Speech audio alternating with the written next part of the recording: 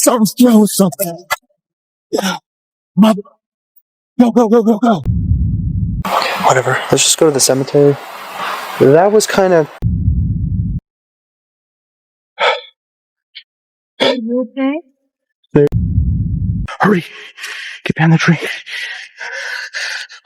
He's here. Across the Appalachian Mountains, small roads, deep woods, and scattered homes can feel unchanged for generations, part of ordinary life shaped by distance and silence. But in places like these, isolation carries its own tension. A figure on a ridge, a sound in the trees, a light where no light should be can sit with a person long after dark. What exactly moves through places this remote when no one is supposed to be there? In this video, we examine 5 disturbing Appalachian encounters, all captured by real people on real cameras. Up first is Lamar from Paranormal Discovery, where remote campouts and late-night investigations usually start quietly and stay there until something shifts. In May 2026, he returned to the Deadlands in the Appalachian Mountains with his dog Kia for what was supposed to be a routine overnight stay. The weather was bad, but the setup was normal, and for a while the night felt more uncomfortable than dangerous. Then the woods started answering back. Small sounds kept interrupting the silence. Kaya began locking on to points in the dark, and Lamar's tone changed from casual to alert as he tried to work out whether he was hearing wildlife, footsteps, or something moving around camp. What was that? Okay, that's what I'm talking about. Every time.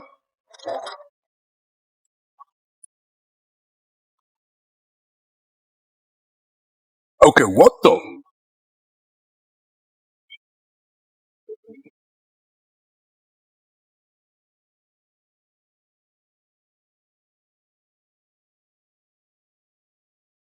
He's literally looking at something right now.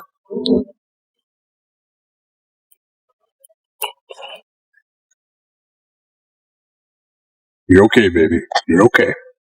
All right? The steak got a little bit cold, so... Oh, baby. There we go. So I'm just kind of heating it up.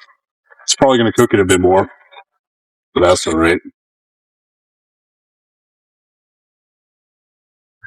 I just missed that fresh crispiness, like that crisp around it. Whew.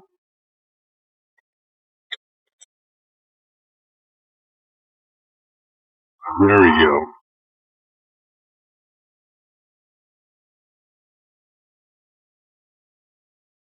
You heard that? He steps away from the tent to check the surrounding ground, but the further he goes, the less certain he sounds. A hard tree knock stops him cold. Kia refuses to come forward. Then another sound seems to come from the direction of the tent itself, close enough to turn the search into a retreat. What's that? Kia! Kia, come on! Harika! She won't come. Kia, come on, baby. Let's go. You nervous about something, baby? Okay, come on. Come on. Who's that? Oh. That would be coming from where our tent is. What the shit? Kia. Kia, come here, babe. Come here, honey. Come here, honey. Come on. Back under cover, with rain building on the fabric and visibility gone, he starts using his devices to ask direct questions. What comes through is not vague enough to shrug off. A name is given first, Audrey, and it lands with enough clarity to break his rhythm completely. What is this right now? Who am I contacting right now? Tell me your name, please.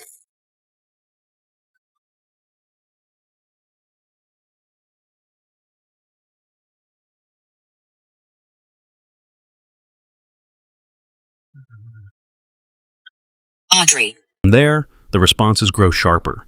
He asks whether this is the same presence he believes he encountered there before, whether it means harm, whether it is still nearby. The replies feel less like random fragments and more like an exchange he is no longer controlling. That you touched, if you never walked the earth, And you mean harm to me. And you are the thing, or the entity that I've been encountering through the winter. Can you please touch that device?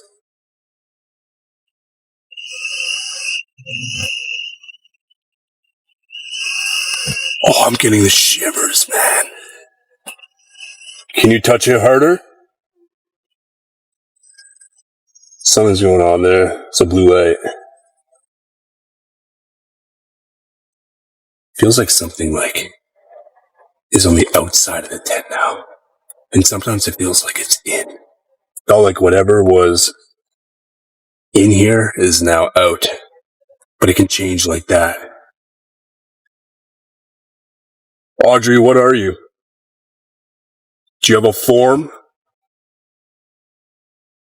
Are you one of the cryptids? Do you know the cryptids? I need something. I'm getting the freaks now, man.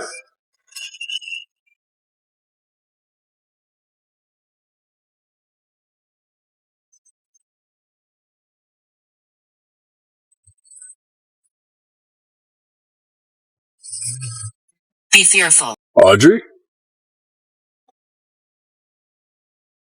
Are you back now? You aren't? Then the warning comes. Get out and leave. Almost immediately, more movement circles the tent, more noises hit from outside. And Lamar admits he is scared to look beyond the walls because he no longer believes the sounds are far away. I can't see anything. I can't see much, but... Get out and leave. What the fuck? What the fuck? Oh!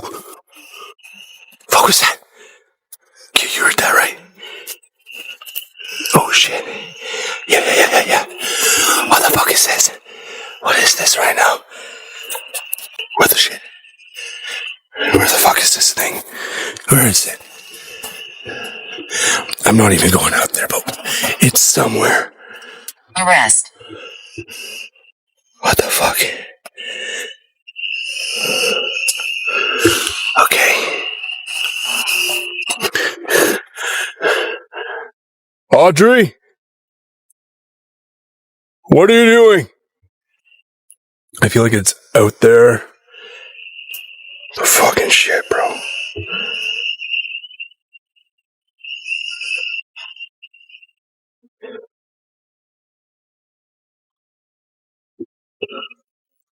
Please wait and listen.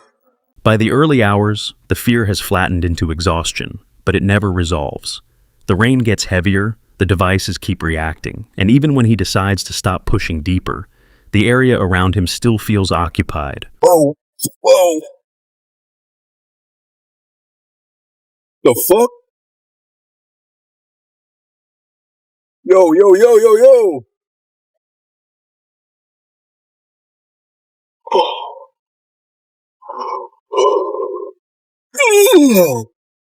Damn. Who's there?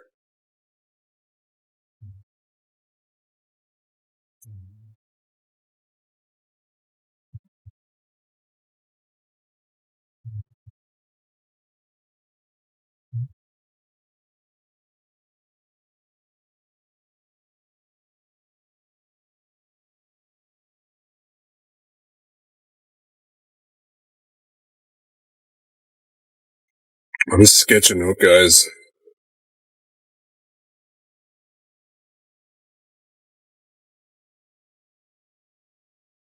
Jeez. In the morning, he leaves drained with the recordings, the repeated knocks, and one detail he cannot shake, a name that appeared in the middle of the dark and seemed to pull the whole night in behind it. If Audrey was only a voice, why did everything around that tent start moving when she arrived?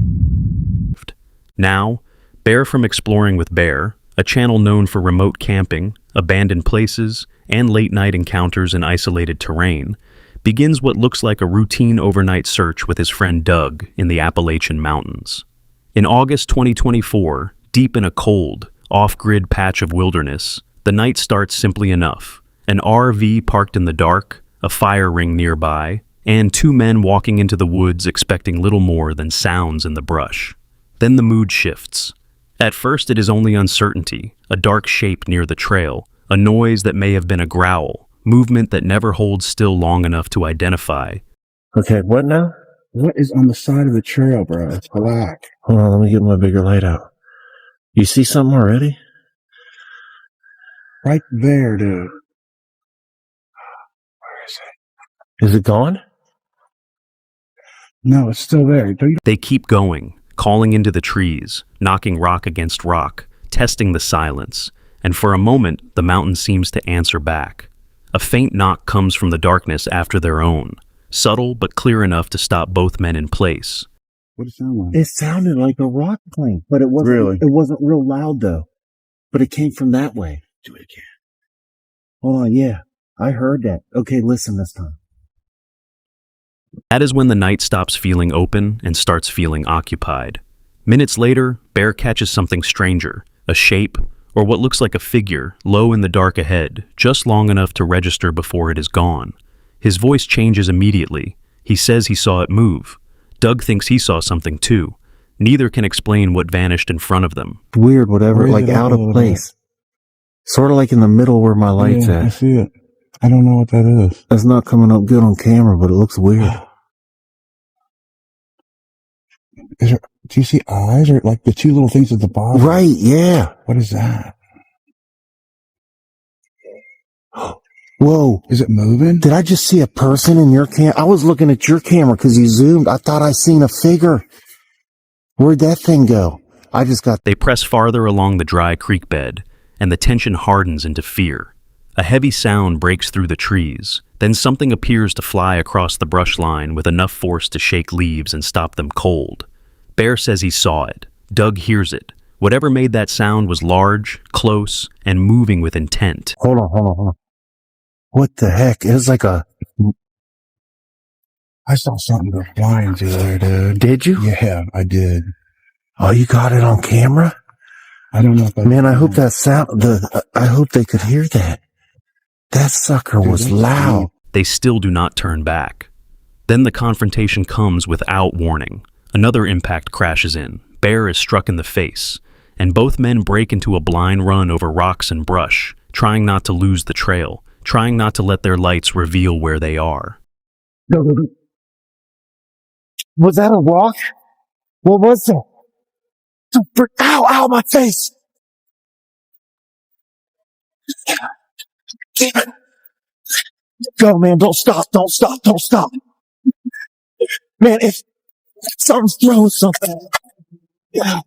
Mother. Go. Even after they flee, Bear says it is still behind them, close enough to keep them moving until the RV is finally back in sight. It's right behind us. Go. Don't stop.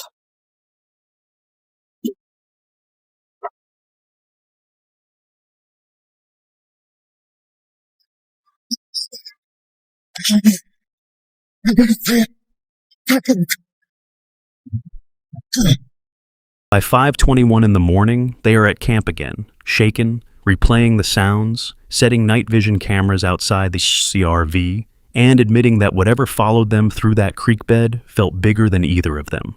When daylight comes and the woods go quiet, the only thing left is the question they cannot answer. What was willing to stay hidden until it decided to chase them? Angelo, from Exploring with Angelo, a channel known for solo expeditions into remote ghost towns, abandoned sites, and places with unsettling local histories. In March 2026, he drove deep into the mountains of British Columbia to document Stanley, a former gold mining settlement that had long since collapsed into silence. It began as a normal explore and camp trip. Daylight, a quick walk around the old Lightning Hotel, and a slow pass through the cemetery where miners, settlers, and children were buried. But the mood changes almost as soon as he starts listening. In the graveyard, Angelo hears a low grumble behind him, close enough to stop him mid-sentence. Yet, nothing is there. I just heard something. What was that?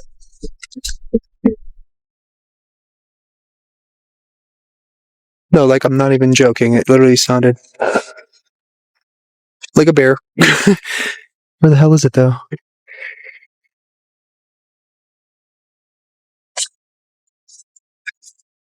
It sounded like it was like right here. But I don't see anything. Let's try not to be like Lomar and spray ourselves with the bear spray. Okay. That was odd.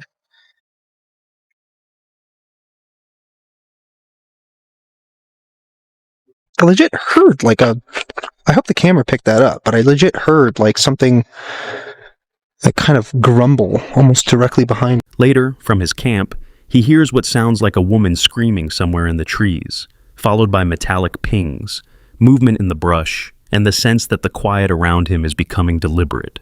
When he tries to make contact, the replies are barely audible, faint whispers, what he believes are repeated yeses, and a voice that seems to answer from just beyond the range of the light. All right, spirits. Spirits of Stanley, if you're with me, you can communicate using this device. You can use your actual voice. You can try a different voice. Sort of just saw like a wisp of smoke. That was weird. Where's it coming from? Okay, this time there's no cigarette butt anywhere. I don't know where that's coming from, but anyway. Is there anyone here with us?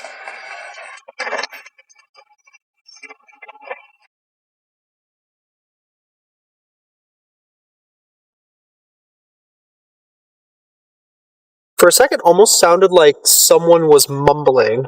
Is there somebody trying to come through?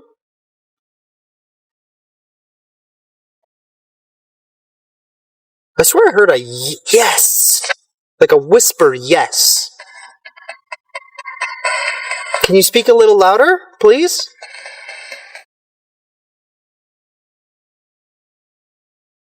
Maybe if I turn the volume all the way up? Who am I speaking with?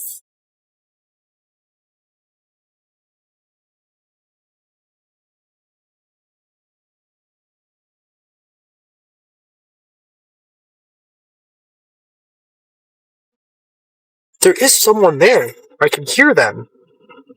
Who is that? You're speaking very, very quietly. It's hard to hear you.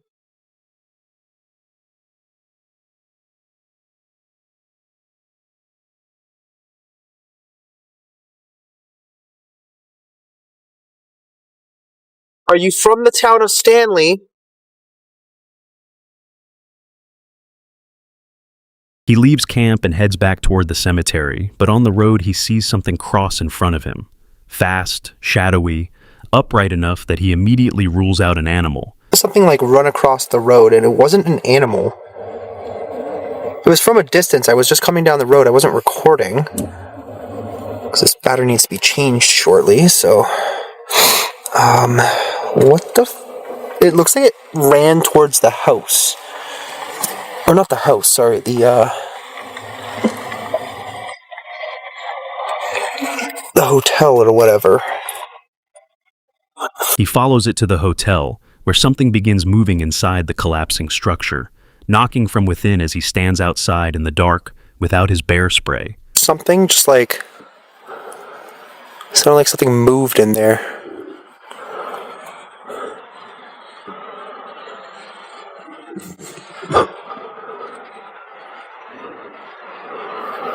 Shit, I didn't even bring bear spray with me. It's in the car. That's good. My forgetful ass is definitely going to get myself killed. But no, seriously, like it sounded like something moved in there. Something in there? Can you do that again?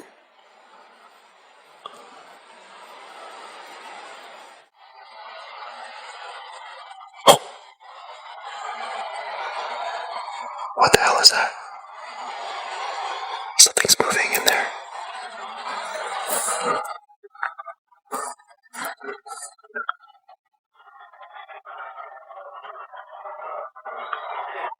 It's a little quieter this time, but... There's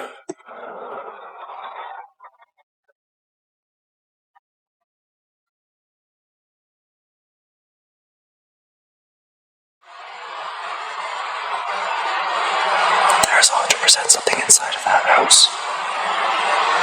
Or hotel. I keep calling it a house, but...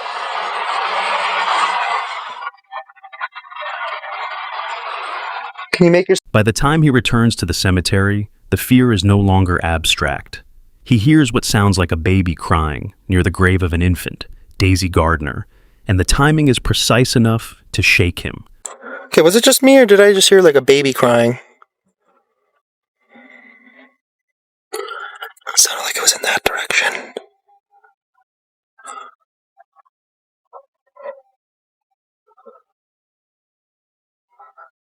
Like it legit sounded like a child.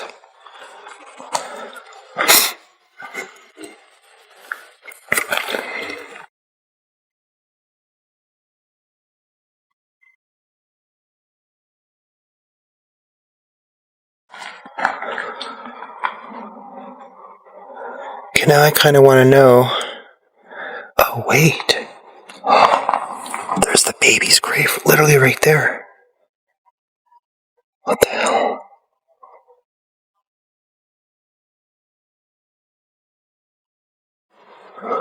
That's creepy. We just heard a baby crying. So as told by Bill Hong in his book, And So That's How It Happened, page 62, Nun Gao was a sporting girl. Oh, it was a girl.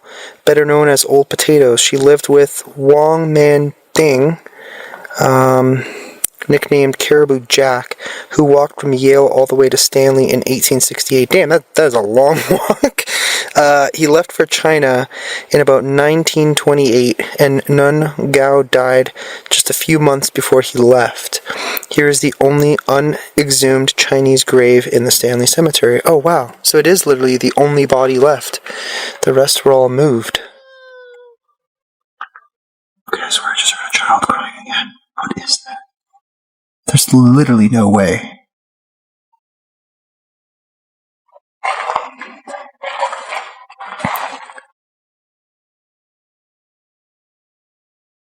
The woods behind the markers stay black and silent, except for sudden movement, distant knocks, and the feeling that something is tracking him just outside the beam of his flashlight. Then comes the moment that ends the night. As he starts to leave, something unseen shoves him and strikes his shin hard enough to stop him in place. Anyway, I think we're, oh my god, what was that? Something just pushed me.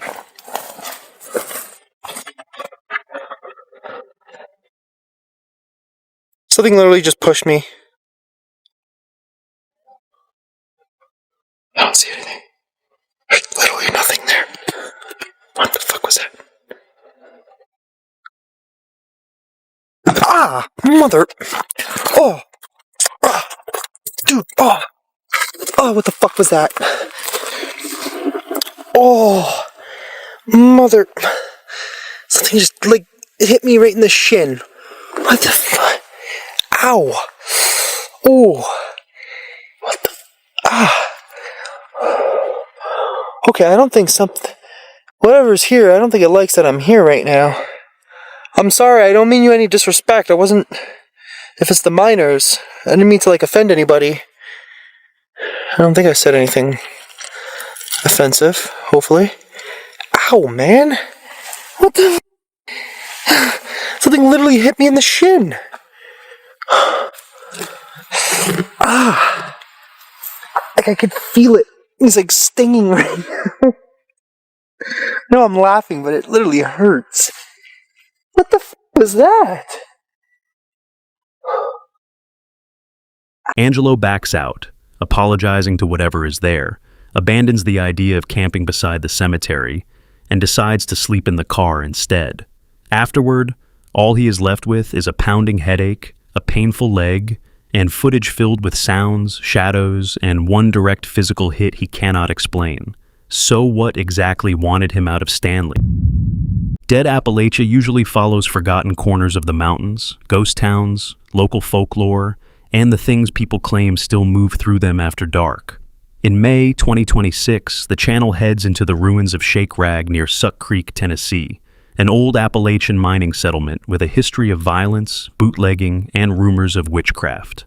It begins like a routine night investigation. Park on an empty road, walk in at sundown, find the first structure, start asking questions. But the unease settles in almost immediately. No cell service, bats overhead, noises in the brush, and a road so isolated that even the host sounds less confident than usual. God, this is a...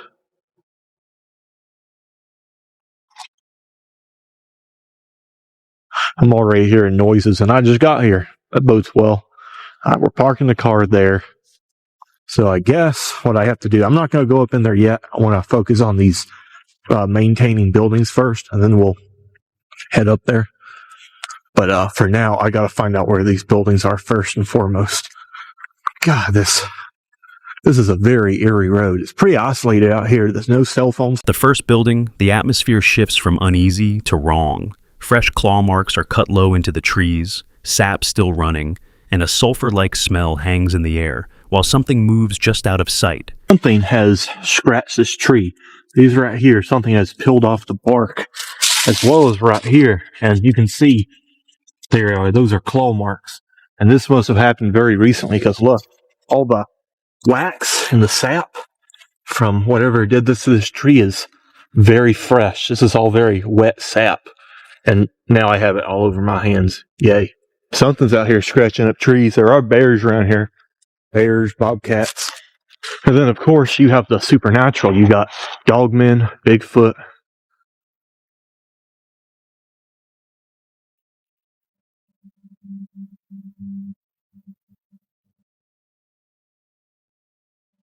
Man.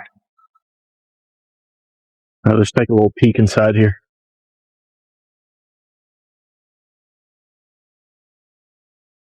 Ooh, what about in here? Check this out. There's a little critter hole entrance.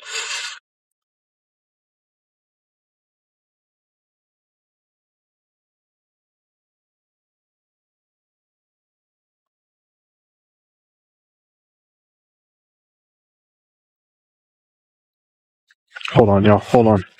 There's something moving around out here. Hello?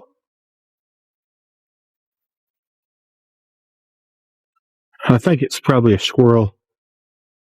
It sounds like it's hopping along, but... God, what is that awful smell? It's like a sulfuric smell around here. It's awful. There's another one of those scratches right there.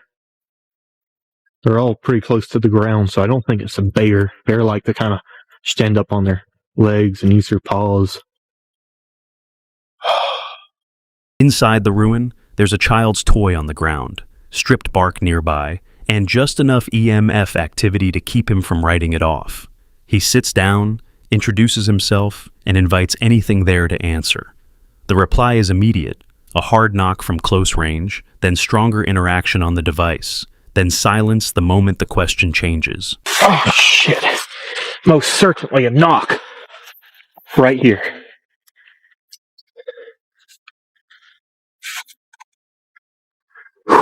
Yeah, that was a knock, all right. God. Oh, look. An old tin can. That's definitely from the olden days.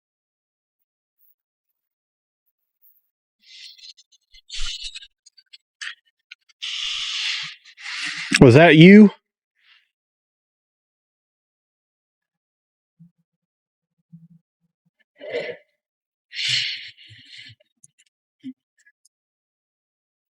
Is something touching my device right now to communicate with me?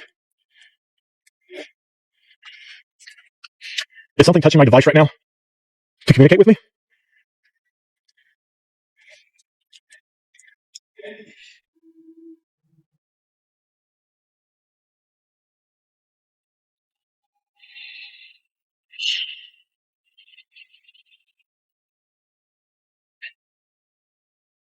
When he asks whether the presence could be one of the rumored witches, 2 more knocks land in the dark, clear enough to stop him cold.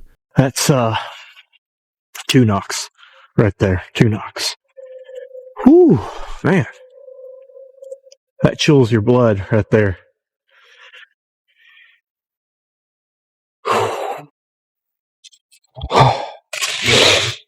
From there, the night tightens fast. His eyes begin watering. His throat starts closing. He coughs, gags, and struggles to stay focused, while the spirit box refuses to give anything clean, until one message seems to come through with enough clarity to end the session. You're dead.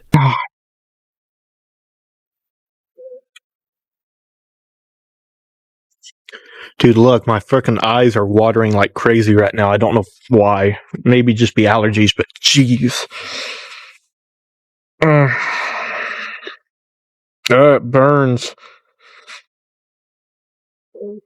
Are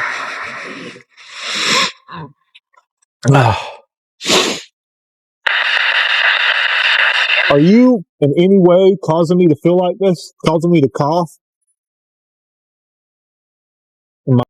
Alright, that thing just said, you're dead, I'm pretty sure. Shit, where's my light? I can't see.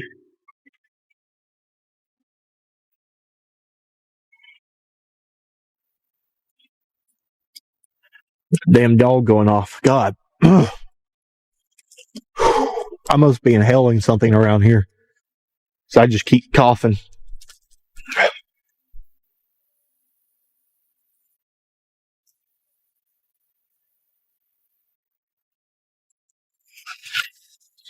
I've spent enough time in this building. I'm going to head over to the other building. To be honest, though, I don't feel very safe right now. That thing really... Seconds later, he breaks. He stumbles out of the ruin half-blind, cursing, choking, and only once he reaches open air does he say it feels like he can breathe again. Hell. I'm getting the hell out of here.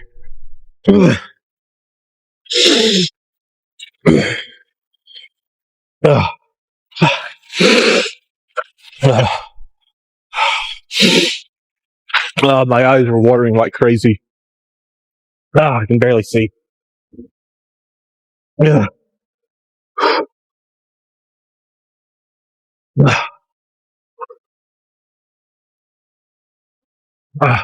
the road.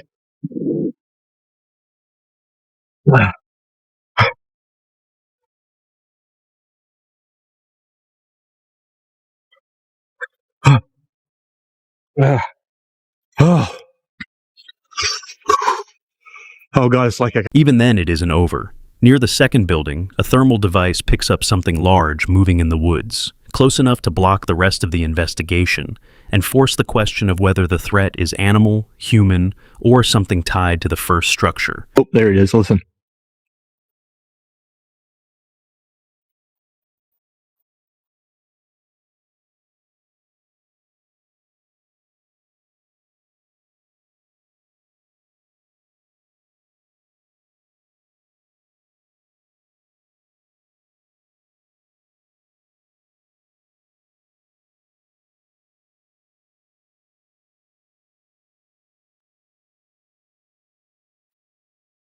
Okay, it's just coming closer. Hold on.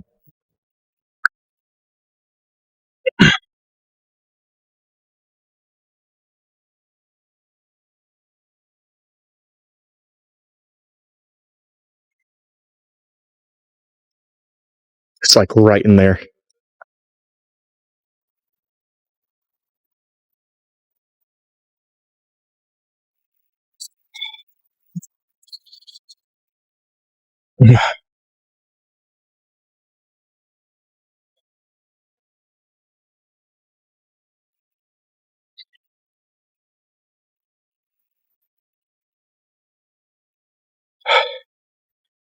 Okay. There's something out there. I caught it on the thermal. I can't tell what it is just on the thermal. I'm going to have to look over in editing. Back in the studio the next day, he says he won't return. The photos show no clear apparition, but the knocks, the voice, the choking, and the sudden relief outside the ruin are enough for him to believe something was there. Howdy, critters. We are here back in the studio. I'm going to be honest, that was a rough night. I don't know what was going on with me. Maybe that place really is haunted by witches, or whatever those witches may have summoned, but it literally felt like something was choking me the entire time, causing me to cough and hack, and then that, whatever that animal or creature was that was out there in the woods, I was just freaked out, and I didn't want to... I'm sorry I didn't check out the other two buildings, or the graves, or the chimney, but I was just freaked out. I was not having a good time. And as much as I would like to say, oh, I'll come back and I'll do it, I don't think I'm coming back to that site. There's something messed up there, and I do not want to go back there. So I guess it is haunted. At least that's what I believe. I do. If nothing followed him home, why did it wait until he said the word witch to answer? Moe Sargi usually documents abandoned places, haunted locations, and dangerous overnight explorations, filming whatever he finds before anyone else gets there. On this channel, fear is often part of the setup. In April 2020, what begins as a routine overnight stakeout in a forest near a quarry in Canada quickly turns into something more serious. Moe and his friend head back to the area where a dead dog had previously been found, believing men in camouflage may also be tied to a deer killed nearby. The plan is simple: set up camp, wait, and if they see anyone, confront them. At first, it feels like any other rough outdoor search: cold water crossings, a hidden tent, quiet woods, and the sense that they still have time before night closes in. Then a figure appears near the quarry, barely visible through the glare, just long enough to confirm they are not alone. There's a guy right there. Near the tunnels, where I took a picture the other day. I don't see him. I don't see him. Yeah, I just saw him. There's a guy over there. Is he still there? Oh, you can't see nothing from the glare. There is a guy there. There is 100% a guy there. I thought he almost saw me because the sun is against us right now. Holy, that scared me. Here, take the camera. I'm going to get close. They move deeper toward the shack where the deer had been found, and the first hard sign is not a person, but absence. The deer is gone. Gloves and cord remain in the dirt, as if someone came back specifically to remove what was left. So, this is that deer that we found about a month ago. It looks like somebody came and dragged it off. As you guys can see, the deer no longer here, but I did notice that there are gloves in the area. So it looks like someone came and hid the evidence. There's another pair of gloves. That's the cord that the deer was wrapped in. Bro, someone literally took the deer. Yeah, no. This whole place was cleaned up. Jesus. These guys might actually be around here, so we gotta be very, very careful. There's another pair of gloves right there. So maybe these guys seen my video, the original video I did here when we found the deer, and maybe they came in and got rid of it. Moe edges closer to the shed alone, and the atmosphere changes again. Hanging there in plain view are bones, a spine, and what looks like a carcass suspended on a rope, fresh enough to stink in the air around him. Guys, oh, what the? There's an animal spine hanging on the rope there. I gotta get close to. Oh, there's animal bones all over the shed. I gotta get this on camera.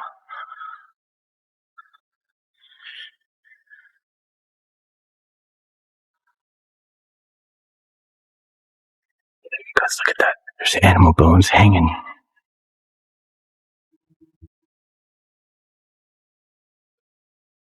Ew. What the hell?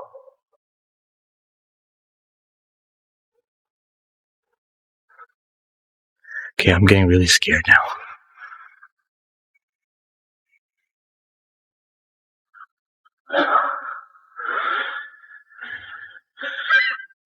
Doesn't look like there's anyone here right now. I'm nervous. Really, really nervous. I just found bones. His voice drops. The camera lingers. Whatever this place is being used for, it is still active. Then he hears movement. Someone is coming.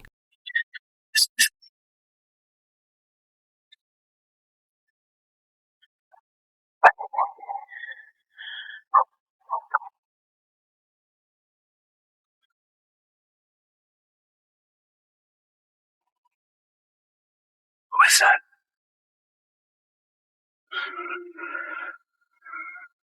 There's someone there. Guys, there's someone literally there.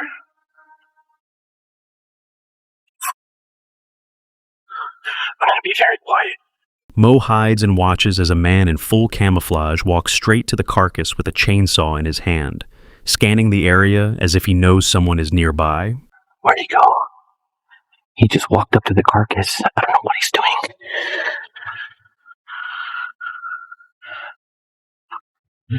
He had a chainsaw in his hand. Where did he go? That is the moment that the video stops being an investigation and becomes an escape. Moe breaks cover and runs back through the forest, breathless, trying to find his friend before the man closes the distance. Hurry, hurry, hurry. Get behind the tree. He's here. He just fucked up to me. How come you didn't see me? I was calling out to you. There's a guy dressed in full camo gear. Is that where you were from? It's the same guy that we saw, except the second guy is missing. They try to get out, but the forest is harder to navigate than they remembered, and the man keeps reappearing between the trees. At one point, they press themselves behind separate trunks while the sound of the chainsaw grows louder and closer. Not cutting wood, just moving, circling, forcing them to stay hidden. It is coming our way. No, hide behind that tree. Hide behind that tree. Go hide behind that tree. Quick.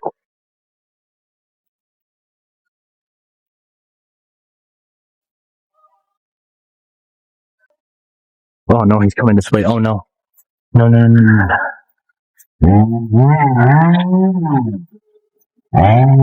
What the fuck is he doing? Oh, okay, please don't come this way. Please don't come this way. Oh, I think he sees me. No, he doesn't see me. Oh, he's coming my way. He's coming my way. Please.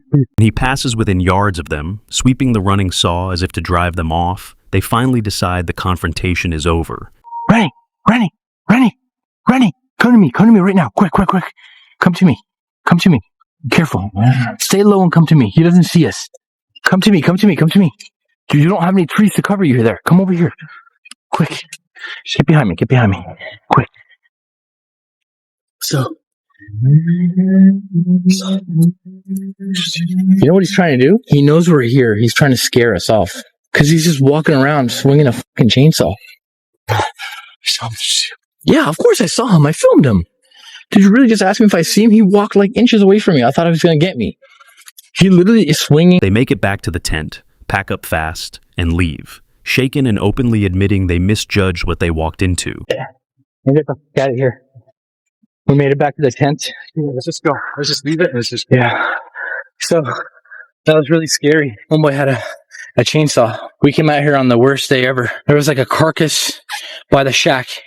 And then this guy showed up out of nowhere with a fucking chainsaw. That's why I said let's just get out of here. Yeah, He might still be after. like my whole point of this video was just to like literally confront this guy, but I did not expect a chainsaw. I have a machete with me, Yeah. but a chainsaw will. Yeah. No, I ain't messing with that. I mean, there's making videos and then there's being smart, and I'm gonna choose to be smart. Let's get the hell out of here. Let's take this tent apart. Oh, screw it. Let's just go. No, I'm taking this tent. I don't care.